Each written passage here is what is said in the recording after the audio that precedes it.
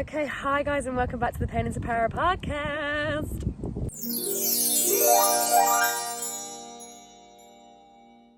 So guys, I got robbed in Rome, okay? As you can see by the title, I was robbed in Rome. And basically, I can't get back into my TikTok, so I haven't been posting on there. Which actually I quite am happy about because I realised over time it wasn't making me that happy to create anymore. And I don't know, it was like taking a toll on my mental health. I feel like it was affecting my self-concept, it was affecting my confidence, it was just affecting everything. But I feel like it all happened for a reason. But let me just walk you through the story of how I got robbed in bloody Rome. Twice in Rome I got robbed. So I've also got one nail. So I had my graduation, I've got these ones came off and this one is not. So I'm like gay on one hand and like straight on the other. It's so funny, but I'm kind of living for it.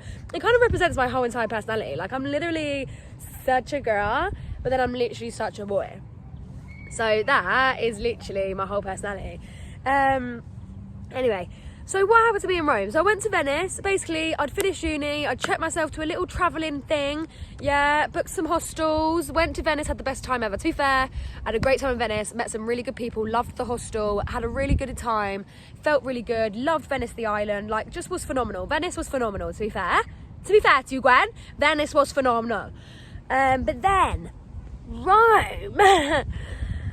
Robbed in Rome I was. Oh, I can't be dealing with Rome. Okay, so literally the best part of Rome was a museum that I went into, and I had the art in there was so powerful that I was literally crying my eyes out, shout out. But other than that, I stupidly went to the big cathedral thing in the middle of the town, right, near Vatican City. Can't remember what it's called, but it's St. Peter's Cathedral, I think is what it is, that big thing, yeah? Everyone was mad for it. I went, God forbid, like who do I think I am? I went, not thinking, because I'm not really religious, I'm not really in that, very spiritual, but religious, I don't know. And didn't even think. Sunday at midday, I've gone to the St. Peter's Cathedral. 38 degrees heat. And I've gone to the St. Peter's Cathedral. It's like 37, 38 degrees. And I've gone Sunday, mass. I've gone at Sunday midday. And it's literally, I've never seen so many nuns. I've never seen so many nuns, okay? Everywhere was nuns. And then you had like, just people, like you had all kinds of people, just absolutely everywhere. And it was so hot. Then this homeless guy was on the street, just kicking off, chucking things. And I thought, you know what? I'm going home. I was like, why on earth have I come here? Rome was only a little stop off before I went to Naples. Basically, I was doing Venice, Rome, Naples. I should have gone Venice, Florence, Naples. But anyway, it's all a learning experience, okay? And so yeah, so Rome was just a little stop off point. I didn't really want to do much there anyway. But yeah, went to Vatican City, hated it, literally had to leave. But I mean, I chose my time. I chose my day and my time. You know, Sunday at midday, probably not the best time to go see the priest, is it? Or whatever, to go see the thing. Oh, anyway, look, I'm not going to put you off Rome. Go if you want. But yeah, not for me. I don't really like big cities anyway. Like, I did wonder why I didn't just, for the end of uni celebration, it's literally raining. I don't know why I didn't just book myself a nice holiday that I could relax rather than hostels and like bopping around. But anyway, that's just, they said it all happened for a reason, because I was sat in Rome Termini train station, okay? So I got my gold chain stolen in the hostel. My favourite gold chain, the only bit of gold I've even got. My favourite gold necklace that I would be wearing with these lovely gold earrings that aren't gold, but I got it stolen in Rome. Out of the hostel room. So that was good. Got my gold chain stolen. Then we went to Rome Termini train station and I was a bit early and I was sat there for ages, right? Sat there and I'm on my phone, and to be honest, like all my energy just felt really negative. I had this really negative energy where I just felt really sort of like a bit depressed and melancholy, but also just like a bit frustrated and a bit like short-tempered. And I just felt a bit like I've been feeling very stuck in my life, right? And I didn't know what I needed. I was like, I wasn't really enjoying posting on TikTok anymore. It felt a bit forced. It felt like I was really being hard on myself. Like, it felt like the perception of everyone really mattered to me. And it was like, I was just becoming, I wasn't enjoying it. Because I just felt like, yeah, I don't know. I wasn't enjoying it. It's really hard when you have all of that, like, I don't know, TikTok's very quick and people are like scroll. And I feel like I'm putting effort and time into this, but people are only, it's literally people are just, for me, it's not my preferred platform of like connecting with people, because I think it's so easy to just like it's gone, it's next, and everyone's getting hit with next thing, and I just think, no, I want people to take the time and actually hear me and connect with me, and like, that's what I want to do this for. That's why I feel like I want to come and do my YouTube, because that, I feel like, is the perfect way to actually just have me sit here and say what I want to say, and then the people that are meant to find that, and the people that are meant to connect with that, will really sit here and take that time and be with that video. So like, that's what I feel like, anyway. So I wasn't really feeling happy with my own posting on TikTok, and like social media in general, I didn't realise how much it was really just like sort of like getting me down and holding me back, or like whatever, anyway. And then there was also just like so much that I just like, you know, me coming back home and then getting comfortable again and then just feeling stuck again, and just, I felt so stuck in everywhere I went. Like, I felt stuck at uni because I didn't enjoy it and it was horrible, and then, no, but there was good parts of it, but, and then I felt stuck coming home because I'm like, well, I don't want to be here and I can't stay here. It's literally pissing it down. So it is actually like quite the weather today, and I'm scared about my phone, so I'm gonna be quick now and just wrap up this Rome video. So yeah, I felt really stuck, and then I'm on my TikTok and there's all this stuff about how Pride was banned in like another place. I think it was like, they tried to ban it in, oh, where was it? And then people turned up and it was amazing, and I was sat there crying. And then there was a lot about like, there's just all these videos on my phone that were just really like, and it's funny because I had a conversation with a guy on the bus when I came back from Nottingham. So not long after I got back from Rome, I went to my dad's and I was talking to a guy on the bus who was listening to jungle music in his earphones, and I was like, oh my god, that's me and my mum's favourite song. Like, I could hear his jungle music in his earphones, and I was like, oh, and it was General, yeah, but General Levi, General Levy, don't know, bit General Levy, yeah. And I was like, listen, that's my mum's favourite song. Then we connected, and then we were talking about how actually, like, I was saying how I got my phone robbed in Rome, and I was like, ever since not having social media, I felt so free and so like sort of like empowered and so like grounded again. Like, I felt like I was actually having to be in the present moment again. Like, without that phone, I felt like all my anxiety and all my depression was lifted. Like, it really felt like a new lease on life, like a clean slate. Like, literally having my phone taken, like, in a way I lost everything, because I literally, when that phone got taken, I had my tickets, my money, my flights, absolutely everything was on that phone. So when I got my phone stolen in that train station, right, I thought, this is it, I'm fucked. I just thought, I'm literally fucked. I can't even get a train because I've got no money. I can't get a train because I've got no ticket. I can't get a flight because I've got no money and I've got no ticket. Like, literally everything is gone. Everything is gone. I can't even ring someone and tell them what's happened. I don't know anyone's numbers, right? It was traumatic. But I said to him, it made me feel, not at the time, we'll get into how I felt in the time, because I have skipped forward, but not at the time, I felt absolutely shook for my life. Didn't care about the phone. Genuinely didn't care about the phone. The phone, I was like, fine. But me and my life, please help. I don't want to die right now. I don't want to be stuck in Italy. I don't want to be on the streets. Like, I'm scared. I can't get home. Like, that was so scary. Anyway, but when I got home, I was like, oh, this feels liberating. I'm like, yeah, fuck yeah. Like, I just felt liberated. I felt good. I felt free, right?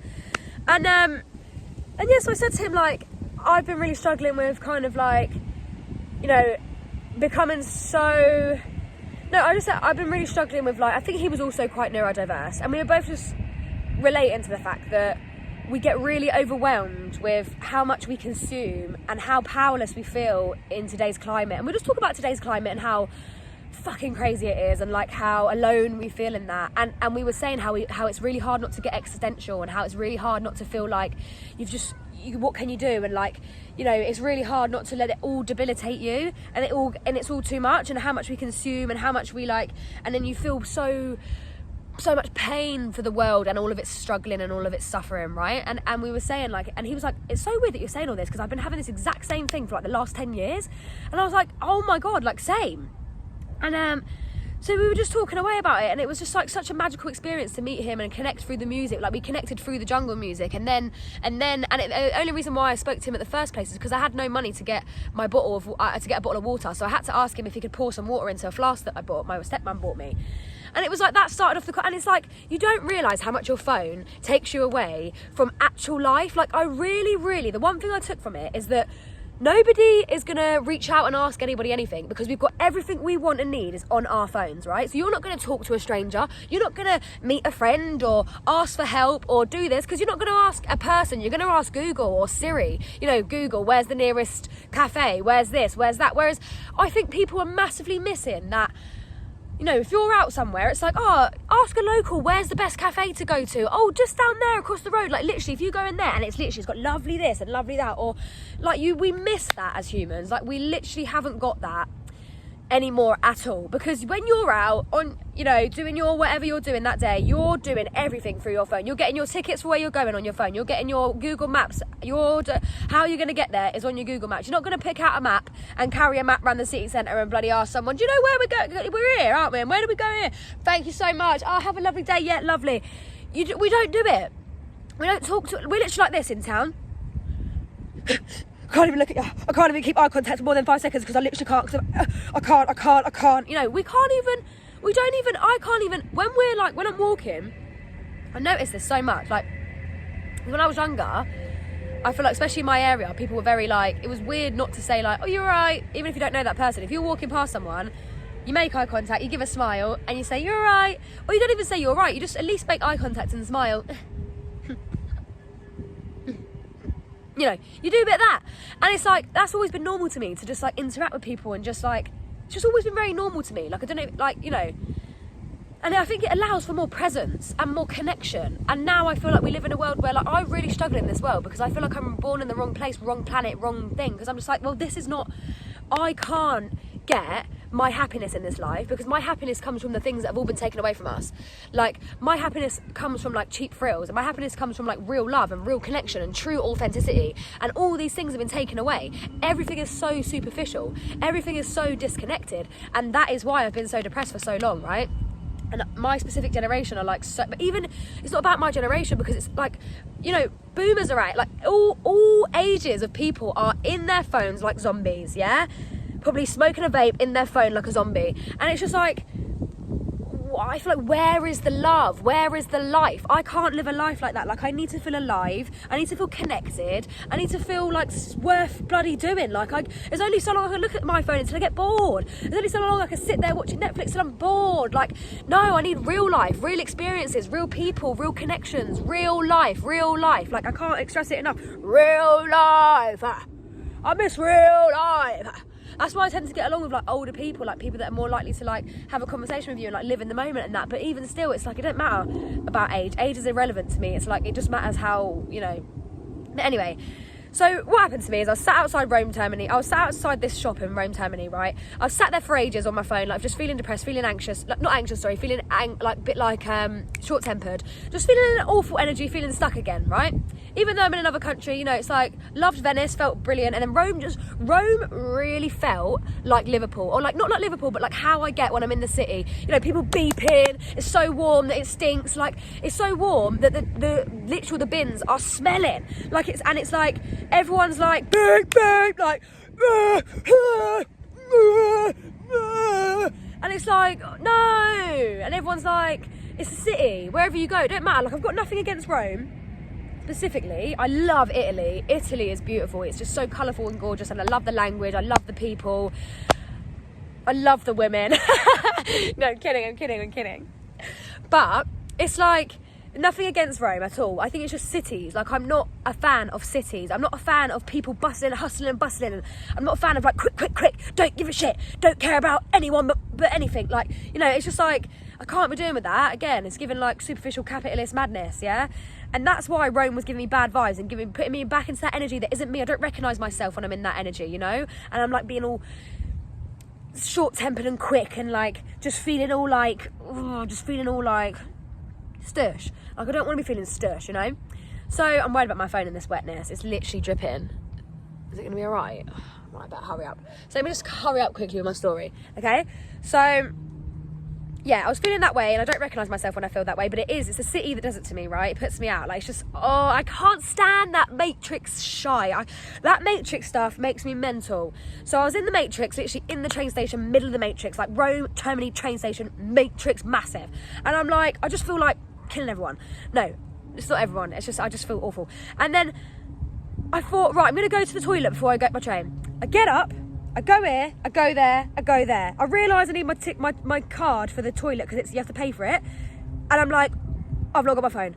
I realise, literally, I go there, and I go there, I go there. I realise I've not got my phone. Oh, I go down the escalator, halfway down the escalator, and then I go, whoa, I've not got my phone. I go up the escalator, I'm like, oh my God, I've not got my phone. So I literally must have been about 2-3 minutes of time. I don't know if I had my phone in my pocket and it got taken out my pocket. I don't know if I left it where I was sat, and then literally after 2 seconds of being gone, it fucking went. you know, whatever happened, I almost feel like the universe took it. I'm not gonna lie, I feel like the universe took it. It was that quick. I can't even believe someone would have took it. But I feel like someone could have been watching me. Rome Termini Airport is known for this type of thing. Someone's had my phone. Okay? So I'm panicking. Literally, I realise I've not got my phone. I run back to where I was sat. It's not there. I go back to everywhere. It's not there. I'm running around like a crazy woman. I'm then profusely crying. I'm like, oh my God, I'm in a minute. And I'm like, I don't know. I'm like, no. I go back to where I'm sat. There's an American family next to me. I'm like, okay, she's letting me use her phone, but she won't let me type it in. I'm like, hello, I'm not going to steal your phone. Anyway, she's trying to ring, but because she's American, it won't ring. She can't. No one can find my phone. I go to the police. The police are rubbish. The police literally go to the ticket office. With what money and what phone and what am I gonna, what, hello? What are you talking about? So anyway, they were like, go to the ticket office, and then they just walked away from me. I was like, oh, no, hello, I'm in a foreign country, I've lost my phone. I'm in a foreign country and I've not got anything on me now. I'm dying, like I'm stuck here, this is serious. And the police were just like, ta-da. And I was like, okay then, ta-da. And basically, a couple seconds before this all happened, I had a paper bag that I bought some food in the train station, and I put some shit into that paper bag just before it happened. And then as I'm walking away from the police, about to go to the ticket office, not really knowing what the fuck to do, like my life's ruined, my paper bag splits everywhere, yeah? So these Italian women come up after me and they're like, oh, trying to help me, right? And I was like, I don't care about the red onions right now. I was like, I don't care about the spring onion. Like, leave the fucking spring onion. I don't care about the spring onion and the red onion that's just a collapse on the floor and the bag that's ripped. I was like, leave the quinoa. I was like, I don't care about the quinoa. I am in a crisis. No, but I literally was like, she was trying to talk to me about the stuff on the floor, and I was like, I don't know. I was like, my phone's been stolen. I'm literally in a country on my own. I was like, I have no way home. Like, and then this lovely girls, right? This one woman gave me a bag for my stuff that had ripped, and I was like, thank you so much. And that bag literally lasted me forever. I had it for the whole journey, that bag. Bless that woman's heart. She was a little old woman. I felt such an energy from her. Angels came to me the whole way. Let me tell you, with this thing, when I got robbed, right? Angels were with me the whole way. And I want to just tell you really briefly, because I want to get rid of this story, because I just want to stop my phone from being literally like, it's literally dripping with wetness, and I'm scared that that's really a bad thing. Okay, so I'm worried about my phone, so it needs to be quick. Yes, so these two girls really helped me. One of them spoke really good English, and they both spoke Italian, obviously. So it was like, they were really helping me. Like, they got me through to the police. She was letting me use her phone to try. I was like emailing my mum and everything, like trying everything, like trying to get into my Snapchat. Couldn't remember the passwords, obviously, like trying to get into everything, like I emailed my mum from this random ghost phone, like bless her. And anyway, they were like helping me, like talking in Italian and then talking to me in English, and I was like, and it was like, yep, and I was like, yep, I was like, help. And then eventually, they hadn't found my phone. It hadn't been found. Someone had obviously stolen it. It'd been turned off. They couldn't even ring me on WhatsApp. No, they were trying to ring me on WhatsApp and send me messages on WhatsApp. But it was like, I had my Wi-Fi on it. You could just tell that someone had turned my phone off, right? And I get into the police station. He gives me a police report. I say, listen, am I going to be able to get home with this? And he said, well, I said, can I get on the train to Rome station? But they're like, is this going to let me? He was like, well, not really. You know, you can give it a go. He just said, listen, it's platform 23. Give it a go. I was like, for fuck's sake. So I was like, right. So I'm like, I've got to bump the train to Rome now and hope that I don't get fined and all the rest of it and don't get in trouble. So I'll go to the Rome Termini, so the Rome airport. I want to go to the Rome airport, yeah? So I go to the train that's going to that airport, and I literally go on one door, and then I realise that the ticket man's there, and I just go to the next door. And then I'm sat with these like lovely girls over here, right? Little do I know, these girls are going to be my Lord and Saviours. So I get on this Rome train that I haven't paid for, because I'm meant to be going to Naples for 3 more days before I even go home. But I've had my phone stolen, I've got absolutely nothing left, I'm absolutely shook. I'm Ian Bill, yeah? I'm Ian Bill, I've got nothing left, and I'm crying on Phil Mitchell's shoulder. Like, I'm not well, yeah? I'm shook for my life. Like, literally, I'm shook for my life. But to be fair, like, I just got to a point where I was like, listen, I don't care that my phone's gone.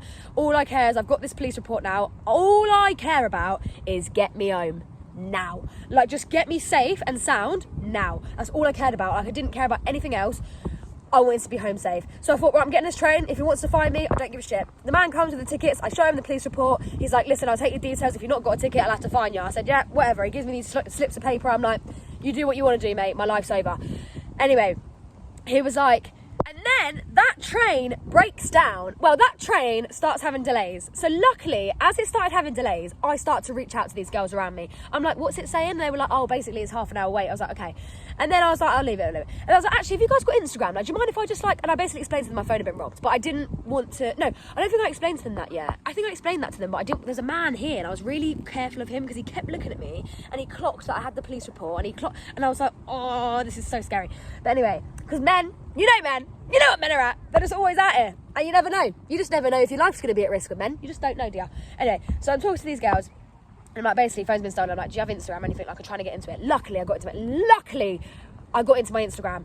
I was able to get my mum's phone number through my friends from Instagram. So then I finally was able to ring my mum. And I was like, Mum! Obviously, I wasn't like that. I wasn't even hysterical, to be fair. I was just like, I need to come home. Like, I need to get home somehow. So I spoke to my mum. I said, when I get to the airport, I'm going to ring you back and we'll have to sort out some sort of ticket. We're going to have to just sort something out. Because this is the thing. My mum can't be just chucking out £100, £200 on a ticket. Like, I wasn't in the position to be in that position. Like, it just was the scariest time of my life. I didn't know how I was going to get home. Like, angels. Robbie Williams angels came my way, okay? Because those girls were angels for letting me use their phone full stop, right? Then, the train, there's a fire on the tracks and we have to get off in this random train station I've never been to before. We're all getting off in this random train station that we've never been to, right? Because there's a fire on the tracks, trust. But I do think that I'll never get fined for that train because I think that he wouldn't have bothered putting it through because obviously the train was like so mashed up, people were fuming like that to get off in the random place, whatever. Then we were in the scorching heat. I get off the train and I'm panicking because I'm like, I've got no money to get a bus to the airport now from here, this random place I've never been before. I've got nothing. I can't, like, getting off this train is the worst thing that could possibly happen to me. I need to get to the airport. Like, how? And they were like, no, don't panic. Like, the bus will be free because of the trains broke down. Like, we just need to get on the bus. Like, don't worry about it. Like, come with us. And luckily, it was like this group of like 16-year-olds that were going on a trip to Paris. And then they had this like an instructor like person, like a sort of like leader, coach, sort of like the person that was like responsible for them. And she was like a queer woman. She was giving queer woman. And I was like, okay. So then they basically like took me in under their wing. And I stayed with them for ages, but she needed 17 spaces on the bus before they could get on the bus because she had 17 kids to be responsible for, right? So I was waiting with them for like 2 hours to get on a bus that had 17 spaces for us all to get on. But they bought me water. One girl gave me some of her lunch. They let me keep using their phones to ring my parents and stuff like that back and forth. And when I got to the airport, they were just the most lovely, honestly, they were the loveliest people I ever could have met. Even when I got home, they messaged me on Instagram and said, I hope you got home well and all the rest of it. And I just said, you are angels and I thank you forever. They bought me cold water. We were in like 37 degrees heat. Like, even the Italians were hot. And we were all just standing there sweating like, oh my God, like, you know, waiting for bus after bus after bus to have enough spaces for all of us, right? And then we got on. One girl gave me her lunch, bless her, and they gave me water and they let me use their phone. It was just the most angels, right? Then I get to the police station. I get to the airport and I'm straight to the police. Look at me. Are you kidding? Oh dear, darling. I need to hurry up. So I get to the airport, I go to the police. I'm panicking to the police. The police let me ring my mum, blah, blah, blah, blah, blah. I'm in there from about 4 o'clock to about 9 o'clock trying to sort out a flight, right? There's no flights that day. There's no flights that evening. All the ones on the day after are like, she told me it was going to be £400 or something. She told me it was going to be like £800 for a flight the next day. I'm just thinking, oh my God, get me a flight. Anyway, long story short, I end up getting a flight, but it's not till the next day at 10:25, and it's going to be in Bristol. And I don't live in Bristol, I live in Milton Keynes. So I live about 3 hours from Bristol. No, I live about like a good 2 hours and a half from Bristol, yeah? And so that's the cheapest and the earliest flight home, okay? Because even the 9 o'clock one was booked up. Yeah, it was the cheapest and the earliest flight home was 10:25 the next day into Bristol. So I literally had no money, no food, no nothing, right? Apart from what the girls had given me. And I had to go, so from like 5 o'clock till 9 o'clock I was with the police, back and forth with the police, like just longest thing you've ever done. And I was just like, literally just tell me this flight's booked, just tell me a flight's booked. My mum's on the phone like, oh, I can't get through, oh, fuck's sake. I'm like, Mum, tell me the flight is booked. And then eventually the flight got booked and I was, you know, and I had to sleep over in the train station from about 9 o'clock till like 10 the next day. I literally had to sleep over in the in the airport. I had to sleep over in the airport.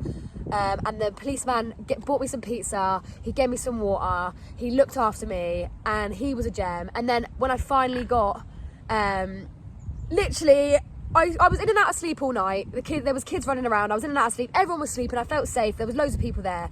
I felt safe, but you know, I was on the floor with like I took all my suitcase out and put it on because it got really cold. I was like, since when was Italy actually ever cold? So I was like on the floor with all my clothes on me, like on the floor, like, you know, and like every hour I was like eating a little sliver of pizza to try and make it last me, because I had to make this like 4 pieces of pizza like last me fucking like 12 hours. And then I was doing word search after word search after word search after word search. Like, thank God I bought this little mini word search book with W.H. Smith. Like, it had like all kinds of things in there, like Sudoku and everything. Like, thank God for that little book, by the way. And then, so yeah, it came to the morning. It came to about 5 o'clock in the morning. And I was like, listen, I'm going to wake up now. I've got 2 hours until I can actually get my boarding pass, because I can get my boarding pass 3 hours before my flight. My flight was at 10:25. I could go and get my boarding pass at 7:25. I was literally sat there doing word searches, and I was like, right, I'm going to move there, and then I can look at the time. Then I'm going to do this word search, and then I can look at the time. Then I'm going to go over here, and I'm going to look at the time. And I literally sat there until 7:20, Clark M5. I was counting down for 7:25, and when it finally became 7:25, I went over to the boarding place. And I was literally still nervous. Every little step was nervous until I got that boarding pass and I was through those gates. Like, every step was nerves, because you don't know if it's going to be delayed. You don't know if it's going to, you know. And when she gave me that boarding pass, because I had to get my boarding pass through a reference code. So I was doing everything old fashioned. Like, everything was on paper. You know, I had my mum's credit card details on paper. Everything was on paper. Everything was on my reference number. You know, I just felt like, you know, in this day and age when everyone's just got it on their phone, I just worried that even when I was getting my boarding pass, like, what if the reference code isn't, like, you know, what if, like, you know, but when she gave me that boarding pass and told me what gate, or whatever the fuck it was, like, when she gave me that boarding pass, I literally took my boarding pass and I was like, I'm going home! I was like, thank God I'm actually going home! So then, I went through security and I was just waiting. My bag was waiting there for ages. I was like, why is my bag just staying there for ages? I was like, just please stop torturing me with this anxiety. I was like, just get my bag through. And then my bag came and I was like, the bag's here, the bag's here. Okay, walking through the gates. When I finally got through the gates to be like waiting for the Bristol flight, right? So I got through the Rome gates to the Bristol flight, and I'm waiting for my gate to drop, right? So I'm waiting for the specific gate to drop, and I literally sit down for the first time, and I think I was just able to actually process it for the first time, and I was like, I had to go to the toilet, and I just sat in the toilet and I cried. I just cried in the toilet for the first time. I think for the first time I just finally allowed myself to feel what had happened, and I was like, okay, and I just cried in the toilets. And then I was so hungry and so thirsty. I had no water left. I was so hungry. I had a little bit of pizza left, but I couldn't eat it until I had my water. So I was just like feeling really emotional. I was so tired at this point now as well. I was so sleep deprived at this point that I was literally just like imagining that I was an I'm a Celebrity, and that my wife and my kids were going to come and see me on I'm a Celebrity. I don't know what it was, but I literally was like, my wife, my beautiful Italian wife, is going to walk through this door with my little baby girl and maybe my baby boy, like, you know. And I was like literally just imagining myself, like, you know, when they were I'm a Celebrity for 2 weeks and they've not seen anyone they know, like, and they've not eaten. I just felt like that, and I was just like, I was just literally waiting for the gate to drop, sat there like minutes for the gate to drop, like falling asleep in my bag, just thinking about like my wife that's going to come and meet me with my children on the other side of the gate, like just to get myself through it mentally, like literally. And then the gate finally dropped, the plane, and I went down to the plane, and it was just brilliant. And the last little angel that I just want to talk about were these old couple, right? They were standing right next to me in the queue, and they were from Plymouth, and they sounded like that, and they were so cute, and they were so swanky and cool as well. And they got married in like where was it, some really beautiful place in Italy. They got married, right? And they was in Rome or whatever, and I was like, I couldn't find my seat number on my ticket for the life of me. Like, I'm sure I checked it all, I couldn't find my seat number. And I go to them next, am I blind, or can I not see my seat number? I said, you know, she was like, well, I need to get my glasses on, like whatever. And she was like, no point asking me, like. And then she was like, oh no, it's there, look, it's there. And then I was like, oh, and then she was like, you're right next to us. I was like, oh, I'm right next to you. And literally I was right next to this old couple. And when I get onto the plane, I literally muscled up the courage, because I hadn't had no water, and I really just wanted to eat my last bit of pizza because I was so hungry. And I said to them, I'm so sorry to ask, but when they come round, could you please buy me a bottle of water? And I basically explained to them that my phone had been stolen. I just started crying a little bit as well. I was like, I'm so sorry, but when they come round, can you just buy me water? I'm so sorry to ask. I had my phone stolen in Rome, and so I'm so sorry to ask, because I just felt so emotional, and I felt really awful to have to ask them for water. But like, actually, you could just get water on the plane. The plane they have like cups of water anyway, so I was fine. But they actually bought me a bottle of water. They asked me if I wanted a cup of tea or a coffee, and I said, yeah, I'll have a cup of tea, please, if you don't mind. And then they got me a blueberry muffin as well. They literally bought me a cup of tea, a blueberry muffin, and a bottle of water. And I just thought, and we were talking and talking walking and talking the whole flight home. Like, she was telling me all about these people she met that were in the industry, and I was saying how I want to be in the industry, and I want to like write books, I want to be an author, and I want to be like, I'd love to produce and direct. And she was saying it was so weird that she met someone in the flight thing that was basically a director, and her daughter was an actor, and it was like so weird. And you know, I just was like, this is angels upon angels upon angels. Like, the reason that I'm alive, the reason that I've got home safe today is because of angels. Yeah, because of angels. And when I finally saw my mum, through those gates, literally, oh my God, it was like something out of a movie, mate. It was like crying, tears. I was just like, I'm so happy to be home. Like, literally, I can't believe I'm home. Oh, I've never been so grateful to be alive. And the things that I took out of it was genuinely that social media ruins us. Phones ruin us, and I know what matters to me. Like, it matters to me that we connect. It matters to me that I have real, authentic things in my life. And what I've just done now is like, I spend a lot more time listening to music on it. I put my CDs in the stereo. You know, I'm like writing in my journal. Like, I want to get a digital camera, and I would just so happily just have a Nokia brick. Like, I just can't in this day and age. I just need my phone just to be in this day and age. You just need an iPhone or a smartphone of some sort, because emails, because WhatsApp, because work, because, you know, it's such a shame. I want to go back to the times that we just received cash checks. I want to go back to the time where we give cash. I want to go back to the time where we write letters and we care about each other and we do it. You know, it's so much better to receive a letter than it is to just receive a text. Like, I understand that it's not as quick, but all we want is quick and efficient. We don't care about real and like the depth of like, there's no integrity. It's all superficial.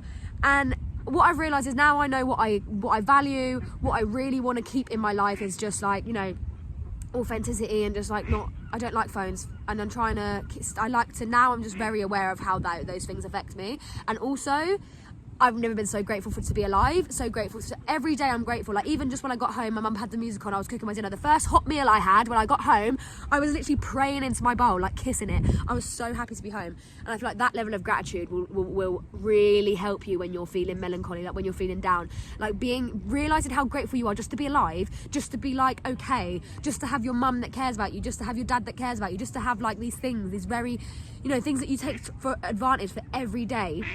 Literally, I needed that reality check. I needed that, you know, and I'm so happy and I'm so proud of myself. And like, this is just the start of something. It's all up from here. It's all up from here. I am so glad it happened. It all happened for a reason. I'm proud of myself, because if any other person my age would have been in that situation, I just don't know how they would have coped. Like, I'm sorry, but I'm really proud of myself. And, you know, I was reminded how strong I am, how strong my body is. You know, I was really close to like how homeless people must feel. You know, you don't know when your next food, you don't know where your bed is for the night. You don't know where your next meal's coming from. You've got no money. You've got no family. Like, you know, it just really puts. That is the kind of thing that you know, I'm the type of person that enjoys to feel connected to people like that, and I feel like it was a beautiful lesson for me. But I still get a bit of trauma when I think about how like. I get a bit of trauma when I imagine myself in that Rome Termini train station, because that was the point where I was like, no, my life's ended. Like, when I was in the airport, I felt a bit more safe. I just felt a bit more like, okay, I can get a flight at some point, you know, but it was still just anxiety. I'm not an anxious person, but the whole thing was anxiety. Never been so grateful to be home. And yeah, so that's the story about how I got robbed in Rome, okay? So just be careful if you're going to any big cities of pickpocketers. Also, if I had any advice to you, print your tickets off. Print your tickets off, maybe take some cash out, and just, you know, because it's better to have £40 cash robbed from you than it is to have your whole entire bank account and bank card and phone taken. You know, just put your phone in something that's close to your body. Like, just be extra, just take the precautions. Trust me. Get travel insurance. Because my phone wasn't covered in my travel insurance. Okay, so anyway. Love to. That's the story about how I got robbed in Rome. Don't let it put you off, but just be safe and take the precautions. You know, print your tickets out. Have hard copies, y'all. And just like, I just miss the way we used to live. And I hate that we live in this weird world now, but it's fine. It's what it is. And it's probably actually something, you know, I'm actually able to utilise it to my benefit by making YouTube videos and connecting to the world, and hopefully awakening and loving and inspiring many. Okay, so it's actually a blessing, you know. Love to you, my loves. See you next time. All right, now. Ta-da. Ta-da.